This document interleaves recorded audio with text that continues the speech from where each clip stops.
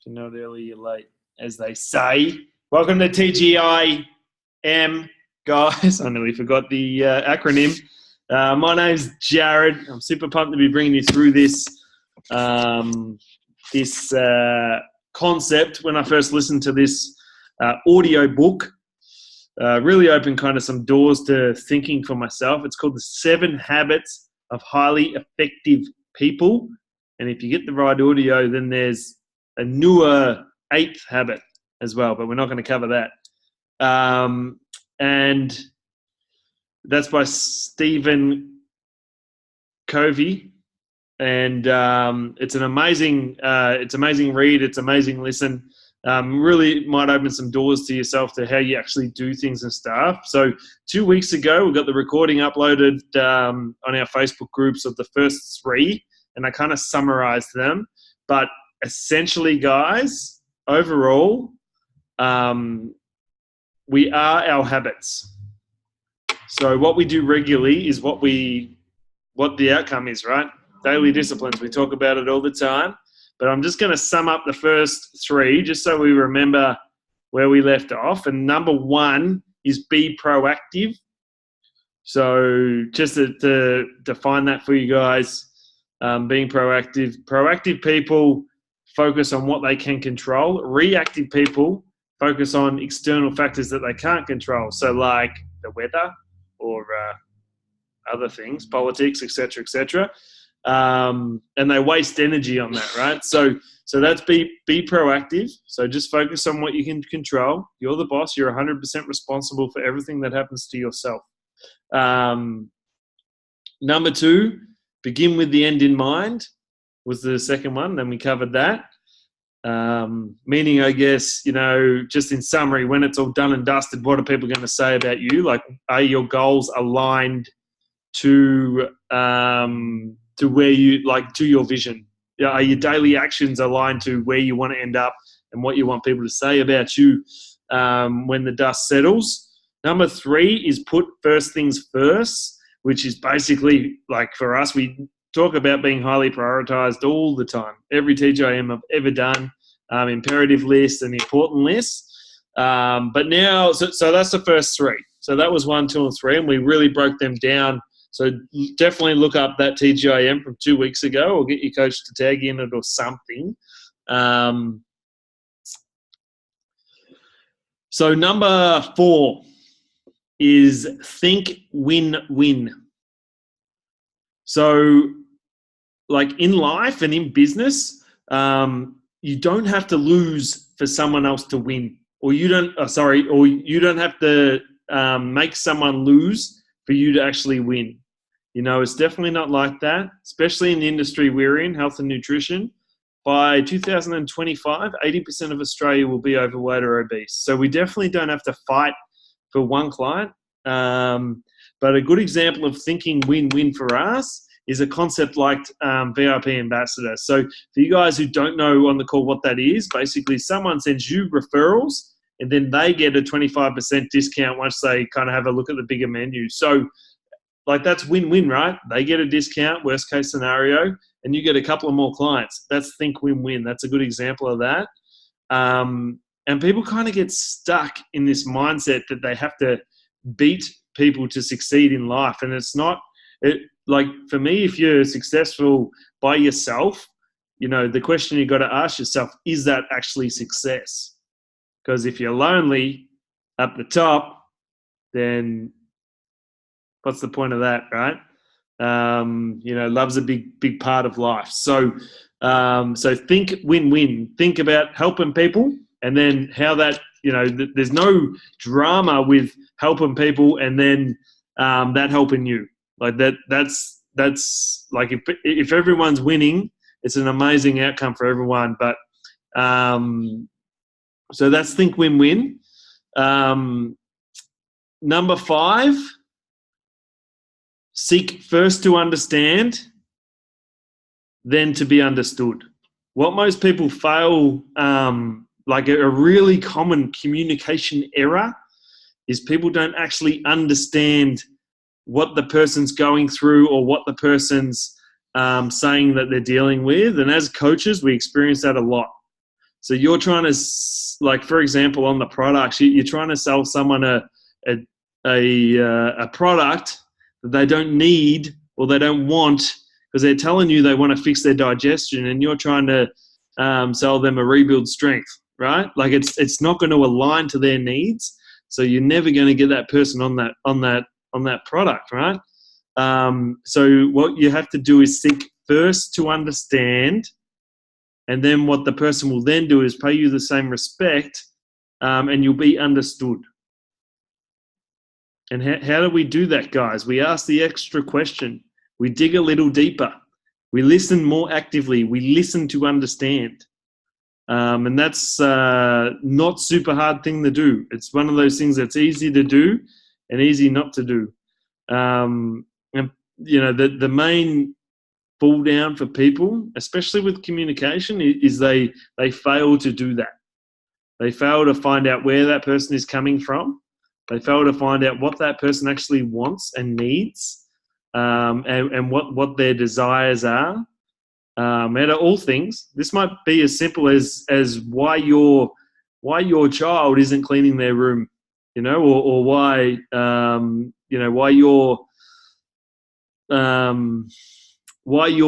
if you're in business, why your employee doesn't go the extra mile. It's because you don't actually understand what motivates them. You don't understand because you haven't asked the questions, right? So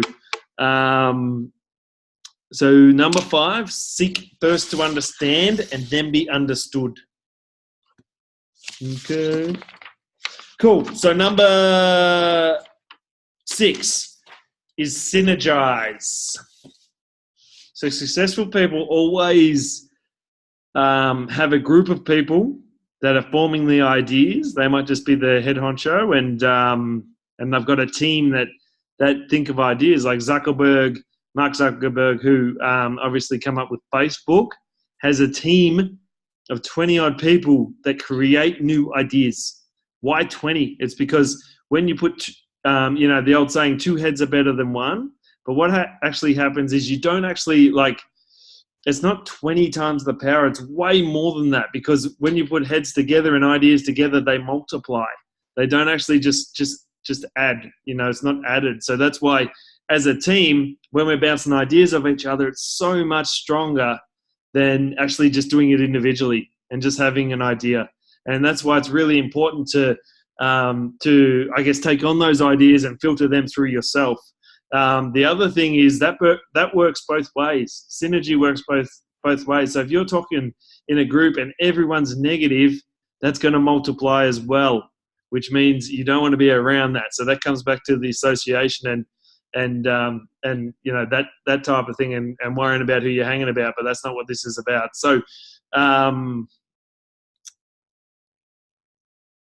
I guess when it comes to synergy, guys, as well, it's such a powerful thing, and really it molds really well with seek to understand and then be understood, right? Because if you guys have ever worked in a team outside of Herbalife, or if bouncing ideas off each other, you can get some really opinionated kind of groups, especially if it's a large group of over 3 people, or we're butting heads on ideas.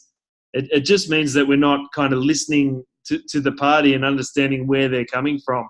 Once you can understand where someone's coming from and really kind of work like as one, but with multiple ideas, the brain power is crazy, and you'll always come up with amazing concepts. And successful people never get there alone.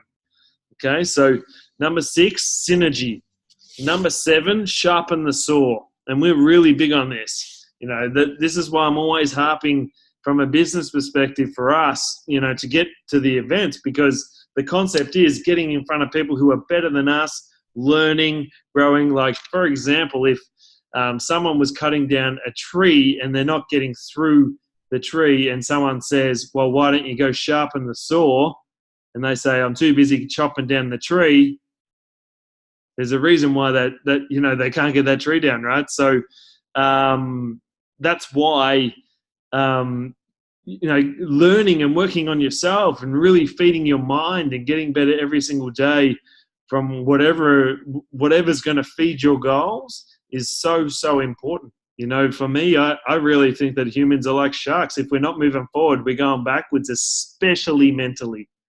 So it's important that we find the right mentors, we find the right group of people, we invest in ourselves. Like I've said to you guys before, any cent invested in you is something that's going to be multiplied possibly 100,000 times, because you never know what idea is going to change your life, which is exciting. So never be short on investing in yourself.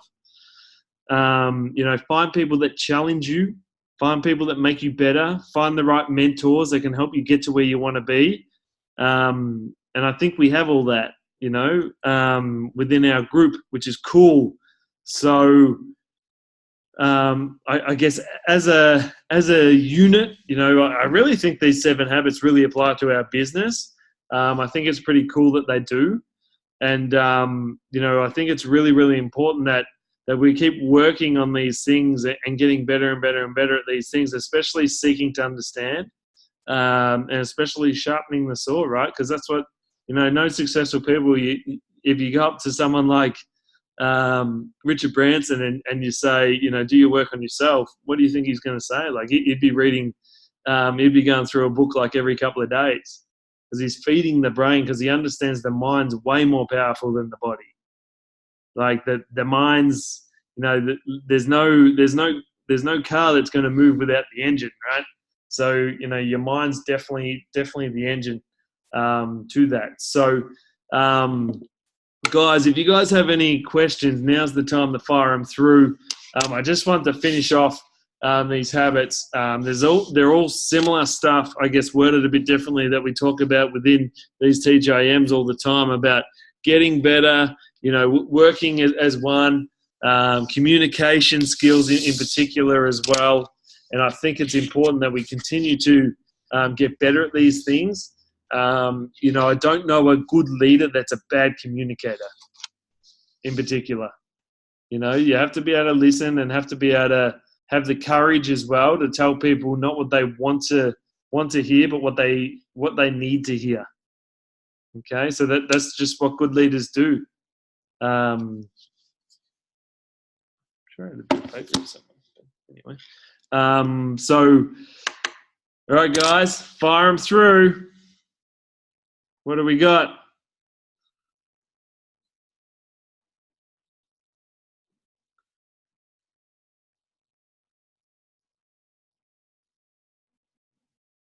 Good question, Belinda Marsh. I'll read it for you guys in case you can't work the app. To help create new ideas, do you use the same group of people in a team setup, or do you ask everyone and anyone? I think it'd be silly.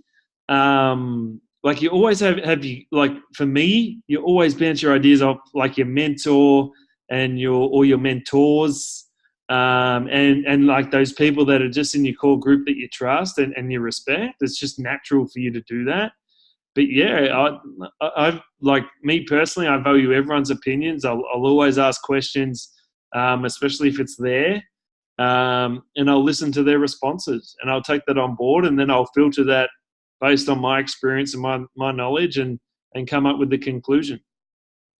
You know, I think at the end of the day, you still have to, like, if you believe that your philosophy and principles on life and business, or whatever the group, the idea is related to, if you think your ideas are sound, then you still have to back yourself in. But it doesn't mean that you have to do it alone, and it doesn't mean that you can't take on someone else's ideas in particular. So, like, out of the club here, we're always, I'm always bouncing ideas off the guys, especially if they're here. And it doesn't matter if they're, like, I don't care where they are in the marketing plan, if that's kind of what you mean a little bit as well. Like, that doesn't even faze me. If I think they're, like, if I respect their opinion, and I think they're capable of giving me some good ideas, I'll always ask them, of course. Absolutely.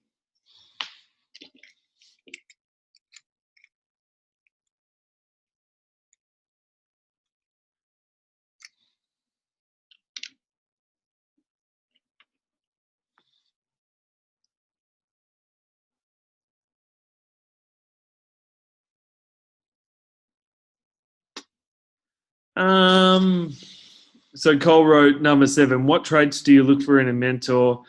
Is it a finance thing or a personality thing?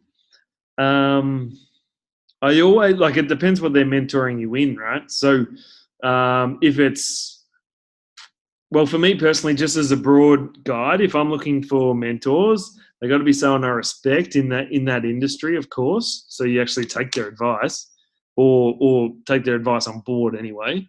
Number 2, they got to be doing something. They got to be doing what you want to do better than you, and have the runs on the board and some experience as well. Um, for me, like a finance thing, no, but like I'm not going to take health and nutrition advice of someone who's 100 kilos overweight, for example, and has been forever and getting fatter, So just as an example, but in saying that, you gotta either believe that they're going to help you move forward, or really click with them and enjoy their enjoy being around them, I guess, because you're going to spend a bit of time with them. But in saying that, you got to have someone that's not going to tell you once again what you want to hear, more like what you need to hear. So someone with those qualities, I would have thought. Does that make sense? Yeah. Nice hat. Anyone else?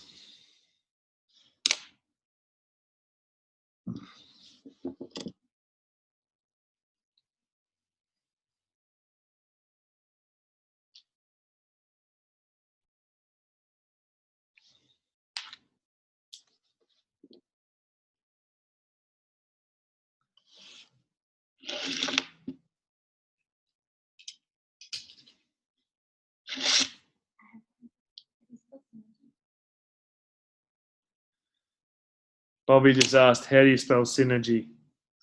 So it's SYNERGY.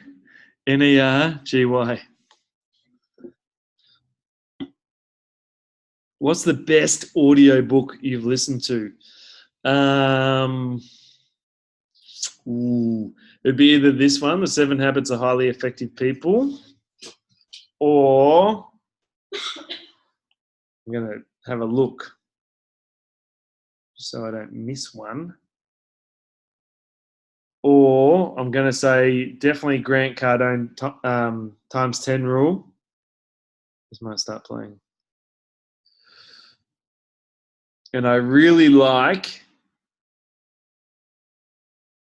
really like Take Charge of Your Life by Jim Rohn.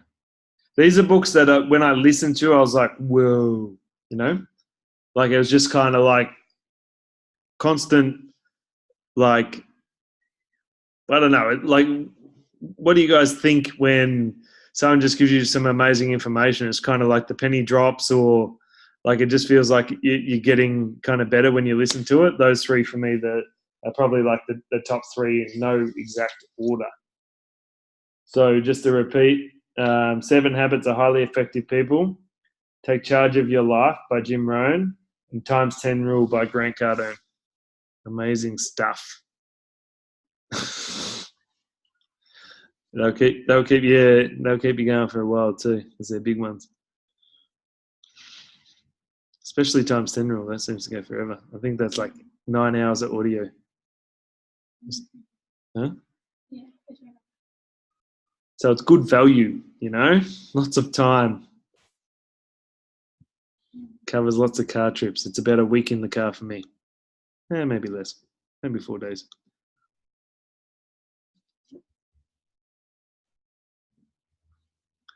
Anyone else got some questions? But I like where you're going with that, Cole. Cole's on fire. Kicking goals. Doing some dunks.